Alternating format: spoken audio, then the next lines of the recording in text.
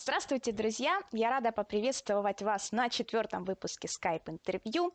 На этот раз мне хотелось бы обсудить вопросы, касающиеся изменения нашего Dota 2 состава. Как вы знаете, не так давно после минского Старладдера из команды ушел Ахмо, и на его место пришел новый, доселе малоизвестный ужгородский игрок Генерал, а также капитанский слот теперь занимает Санейка. И вот хотелось бы поговорить об этих изменениях, как они повлияли на игру Нави. А также хотелось бы пройтись по мейджору и по современной мете. В общем, помогать разбираться мне в таких вещах будет гость моего интервью Данил Дэнди Ишутин. Привет, Донька. Привет. Сначала у меня к тебе очень важный вопрос. На $1 000 000. Смотри, нужно ответить на него очень точно. Готов? Да. Какой ты Донда по жизни? А. Хардкор Донда. Б. Джентльмен Донда. С. Романтик Донда. Романтик Донда. Понятно. Ладно, как вообще твое настроение? Отлично, все хорошо, спасибо. Все замечательно. Вот скоро у нас тренировочка. Это хорошо. Ты не приболел часом? Нет, только насморк. Так все хорошо. Ну хорошо. Ладно, поговорим сначала о Генерале, наверное. Вот на Старладдере вы для себя решили, что не будете играть с Ахмо. Ну и, собственно, вам нужен был 5-й игрок. И вот как вы подбирали его? Были ли другие кандидаты на роль оффлейнера? Да, рассматривали мы пару кандидатов и решили попробовать с Витей.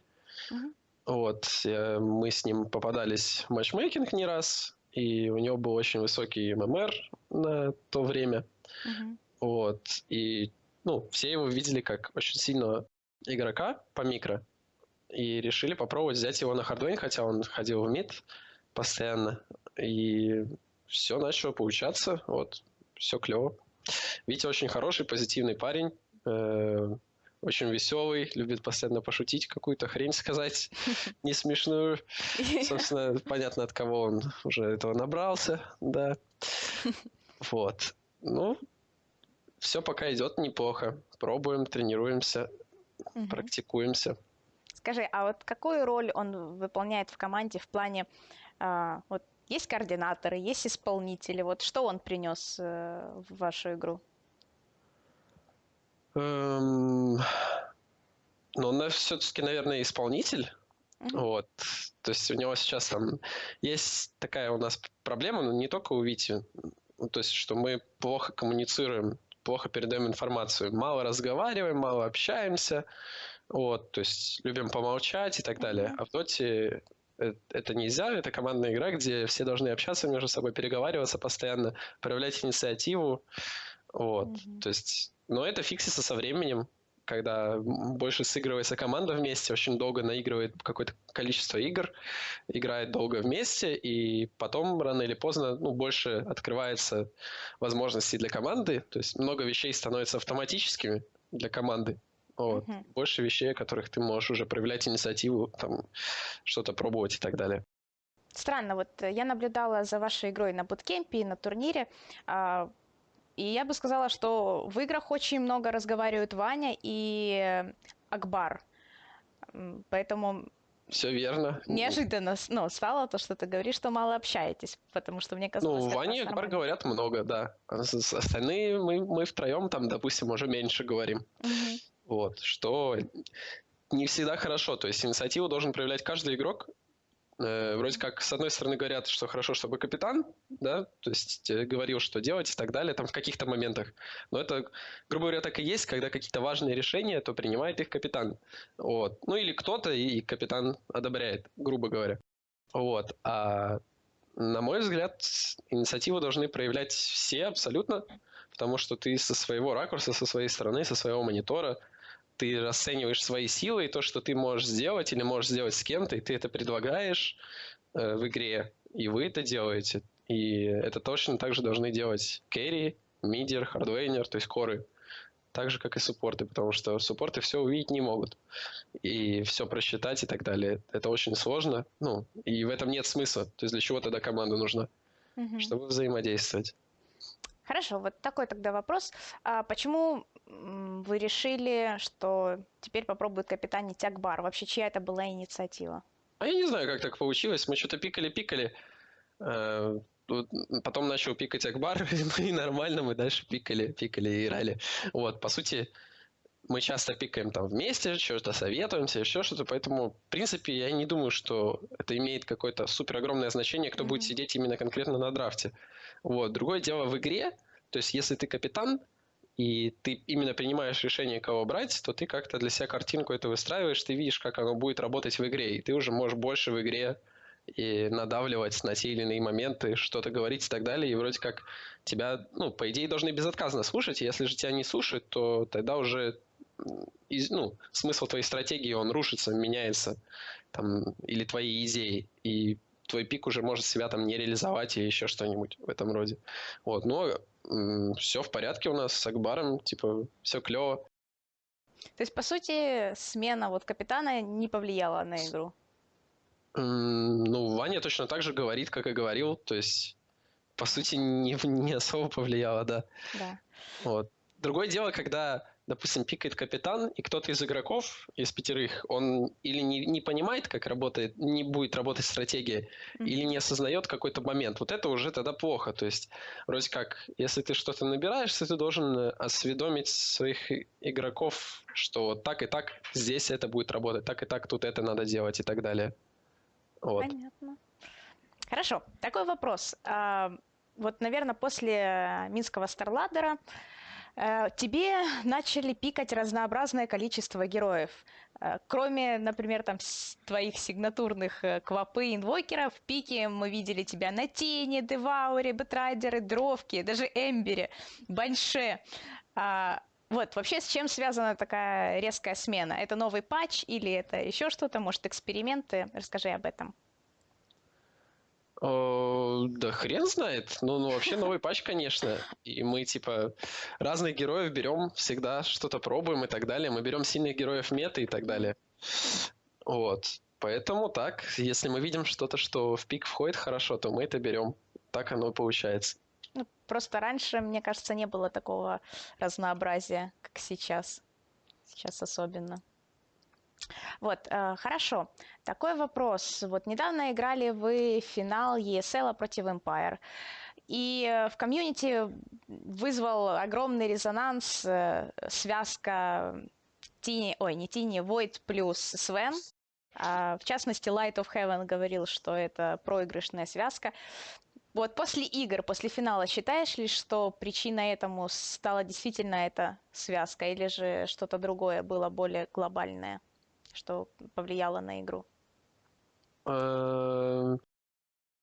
Сложно сказать на самом деле. Ну, с одной стороны, и этими героями можно было выигрывать, играть чище, правильнее и так далее. С другой стороны, действительно, в этом мало смысла, в этой комбинации Войт и Свен, то есть эти герои, которые никак не взаимодействуют как-то нормально между собой. То есть милишный керри и Войд, который ставит хроно. Есть другое дело, допустим, Эмбер Спирит, милишный керри, который может там фистами пропрыгать, да, по тем, кто в куполе. Другое дело Свен. Он, по сути, мало чего может. Он стоит, смотрит, ждет, пока купол спадет. Вот. Ну и у нас какой-то Да. такой огромной синергии под купол не было по героям. Вот. Поэтому получилось, что не особо оно взаимокомбинировалось, и у нас получался жадный пик из-за этого, и Мгм. не получалось у нас все хорошо. Вот. Потому что Вой сам по себе жадный герой, то есть он себя оправдывает только позже по игре, когда он уже набирает какие-то уровни и так далее. Вторым с пылом там и хрону, и под хрону, чтобы всегда что-то было, чтобы можно было реализовывать его. А когда мало что есть под хрону или оно не реализовывается, вот, тогда получается, что это жадный пик, который себя, может, не всегда оправдывает. Понятно. Ну, так-то да, если... Возможно, мы себя перемудрили. Возможно, можно было сыграть по-другому. Но это сейчас мы можем так размышлять после того, как мы уже проиграли. Мгм. Вот. Было тяжело играть. И Empire сильно играли. В этом Да, тяжело было? очень молодцы, старались. Мгм. Ладно, такой вопрос. Вот вы иногда пикаете Фуриона на керри. То есть Дитя играет на нем, и он как бы основной у вас кор. Вообще, не считаешь ли ты, что один керри Фурион это довольно шаткая стратегия? Эм, Да нет, не считаю, наверное. Тут зависит от того, как хочет команда играть и насколько она там способна, как она способна играть. У нас довольно-таки агрессивные все ребята, и все любят играть с ранним преимуществом, получать это преимущество, его там развивать и так далее. Правда, Дота сейчас такая, ну, то есть она наказывает любые ошибки очень сильно. То есть если у тебя есть преимущество, то камбэк-система, она работает, и ты в любой момент ее можешь отдать. Вот. Э, Секундочку. Вот, соответственно, мне тут уже звонит Ваня. Интересно, зачем? Тренировка может. Да, наверное. Но ты можешь зайти там в игру, пока пусть твои ребята Да-да-да, попикают. я тогда буду заходить. Вот, собственно, про камбэк-систему. Эм, Поэтому это рисково очень. Если игроки в себе уверены, и у них все получается, то они, ну, то есть могут, да, безошибочно взять это преимущество и с ним дожать, закончить игру. Если же они в себе не уверены, Мгм. то тогда они не могут этого сделать. Вот, они где-то ошибаются, и тогда, возможно, нужно менять как-то игру, чтобы был не один Керри Фарион, а еще кто-то, чтобы ты был больше застрахован. То есть, если даже ошибаешься, чтобы ты в лейтгейме мог что-то дальше делать, правильно? Да, но я к этому, в принципе, и подводила, когда спрашивала, есть ли смысл вот играть в одного керри Фуриона, когда, например, ребята могут затянуть в лейт, там, вражеская команда, и просто потом на каких-нибудь эмберах, спектрах э, выносить. Ну, Мгм. мне так кажется. А, а что ты думаешь вообще об Арк-Вардене? Как ты видишь, как его можно использовать вообще вот в вашей игре? А, Ну, слава богу, его пока в цеме нету. Тебе Вот он не это меня радует. нравится? Арк Варден? Да. Эм, Он мне вообще не понятен, он какой-то сейчас имбаланснутый. То есть в матчмейкинге, когда на сильных игроков, ну, например, Ливом играет Мгм. часто очень, если на него попадаешь, то играть не очень приятно, потому что, по сути, то есть если он получает нужное количество фарма изначально, то потом его очень тяжело словить, и он может просто сидеть на базе и, грубо говоря, играть своим ультимейтом. Мгм. Вот. И я считаю, что неправильно, такого не должно быть. Такой возможности в доте не должно быть, чтобы герой мог играть, грубо говоря, не собой, и он ничем никогда не рискует. Вот. Поэтому мне абсолютно непонятен пока этот герой, что с ним делать, как с ним разбираться. Вот. Но я вижу его сильным, да, даже как суппортом. Он может быть очень сильным Но в ты его каких-то не видишь ситуациях. там, например, в мид. Нет. Нет. В мид нет. Ха- Не знаю. Может быть, кто-то опровергнет это в скором времени. А, Такой вопрос, с кем вы вообще сейчас тренируетесь? Я так понимаю, ну не понимаю, а команды активно готовились сейчас к мейджору. Играли ли вы с командами, вот, которые участвуют на Ну, мейджоре? частично играли, да, а вот сейчас все уехали. Нам тяжело найти сейчас соперников для тренировки. Вот. Поэтому не знаю, как мы вот эти дни, пока мейджор будет, насколько активно мы будем играть. Добавок еще, я уверен, поменяется очень много по стратегиям всего. То есть мы много чего, наверное, увидим, то, что покажут команды на мейджоре. Вот. Так что будет Ну, видно. ну хорошо, раз уж мы зашли разговором, короче, о мейджоре, скажи мне вообще, какие твои прогнозы относительно этого турнира? Вот тут очень мне сложно спрогнозировать, на самом деле, потому что, как показали прошлые парочку турниров, да и прошлый мейджор, вот, выстрелить, в принципе, может вообще любая команда. Очень коллективы все сильные, которые туда едут. Вот, и мне кажется, и OG могут выиграть, и Alliance могут выиграть, и EG могут выиграть. Вот. И секреты могут вернуться, то есть у них сейчас не все получается, да? Вот, то есть и Home, то есть китайцы тоже демонстрируют очень сильную доту сейчас. Вот, поэтому мне очень тяжело спрогнозировать. Вот, посмотрим. Давай хотя бы вот топ-5, например, Ну приблизительно. вот топ-5, который я назвал, наверное, пусть тогда будет и топ-5. Хотя еще есть LGD, которые тоже не слабенькие. А веришь ли ты в наши команды, в Virtus.pro, в Team Spirit? Эм, Ну, насчет Team Spirit, мне кажется, у них какие-то проблемы были. У меня такое впечатление создалось, потому что не Артур пикает. Вот, это плохо, когда, ну, то есть, не Артур пикает, наверное. То есть, молодежь захватила власть в команде. Вот. А насчет Virtus.pro, ну да, у них есть неплохие шансы. Я не знаю, в какой они форме, потому что они нигде не светились, нигде не играли. Вот, и КВ мы с ними не играли, поэтому они для меня абсолютная загадка. Но если они хорошо подготовлены, то шансы у них тоже хорошие побороться за топовое место. Мгм. Хорошо, поняла. Вот смотри, недавно партнеры наши eSports Pool запустили интересную фэнтези-лигу. Нужно собрать свою команду, которая будет сражаться вот на мейджоре.